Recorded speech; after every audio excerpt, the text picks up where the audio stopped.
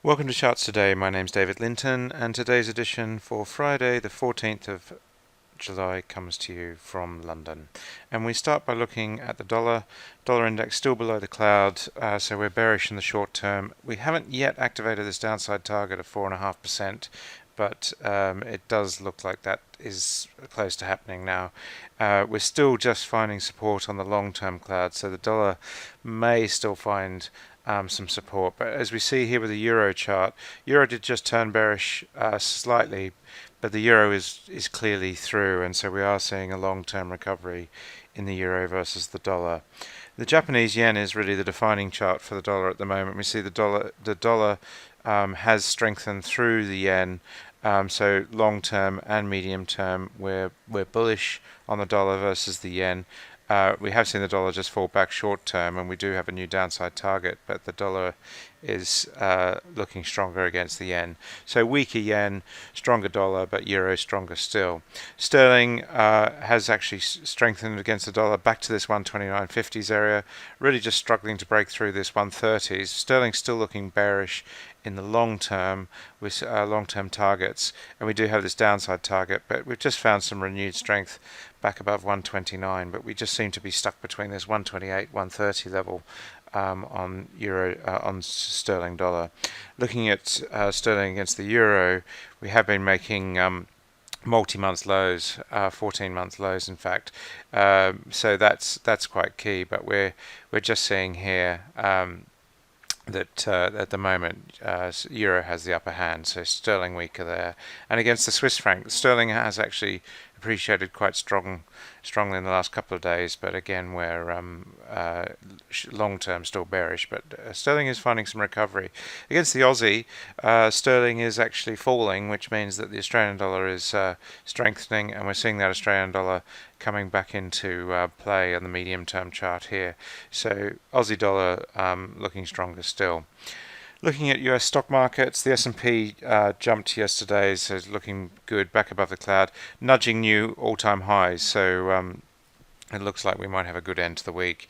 And the Nasdaq, now the recovery sort of well and truly underway, so Nasdaq looking much better than it was a week or two ago, and so that's good news for the market. And the Dow Jones also above the cloud on all three charts, so we're bullish here, and the Russell 2000. In fact, on the Dow, we've got this medium-term upside target of 34%, was now activated. So markets look like they're going much higher, and the Russell 2000 is now clearly bullish as well. Lots of short-term targets there on the Russell. So again, we're just seeing all these buying thrusts. It looks like about 5 to 7% upside in the short term, so that's looking good for the market. The S&P futures down very slightly, very slightly, and the Nasdaq E-mini down slightly as well. So it does suggest that we'll see the market open flat at the moment. We don't have any clear heads up as to which way the US will open today.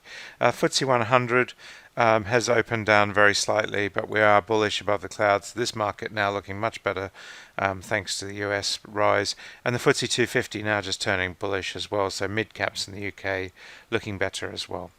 The DAX looking bullish again, back above the cloud. The US markets basically have dragged all global markets higher, and we're seeing the same with the Nikkei, bullish above the cloud on all three time frames.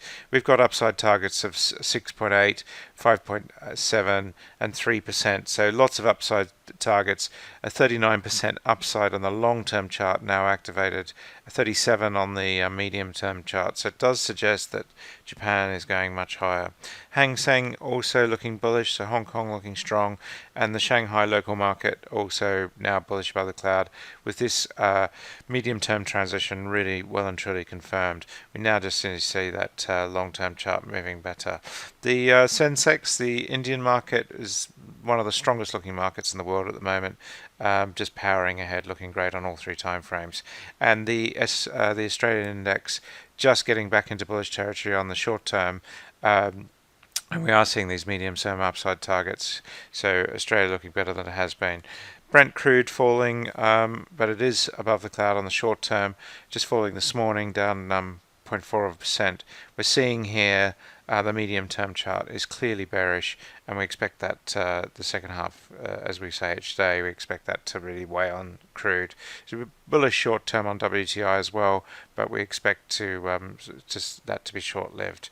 US nat gas just back below the $3 level, but just hanging in there, and copper looking quite strong on all three charts.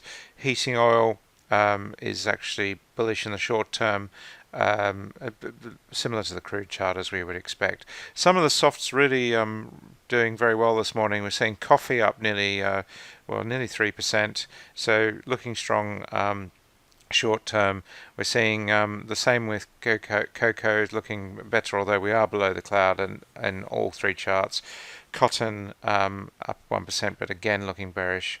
So softs just generally looking quite bearish on the medium and long term charts, but the short term, here we see sugar and soybeans also just selling off quite strongly. Wheat having had a dramatic rise, just falling away quite strongly, and corn really selling off very dramatically there. So it's interesting to see that. Gold is bullish on the short-term chart, but no really clear upside targets on the short-term chart.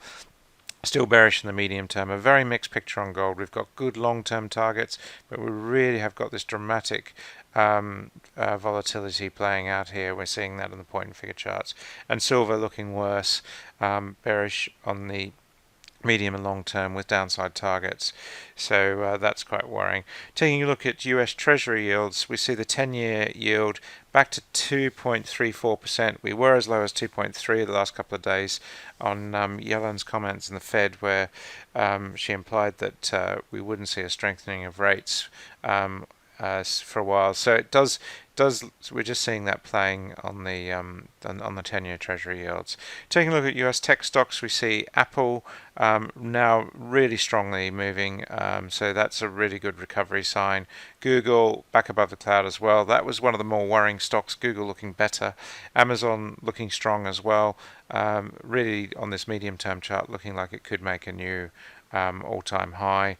And we're seeing here Facebook really rocketing. I should declare an interest in Facebook. I've got the stock, but we're seeing here that massive move here to a new all-time high this week. So Facebook looking really strong with lots of upside targets, and Microsoft, which I also have a holding in, looking stronger as well. So tech ending the week on a strong note by the looks of things. That's it for today.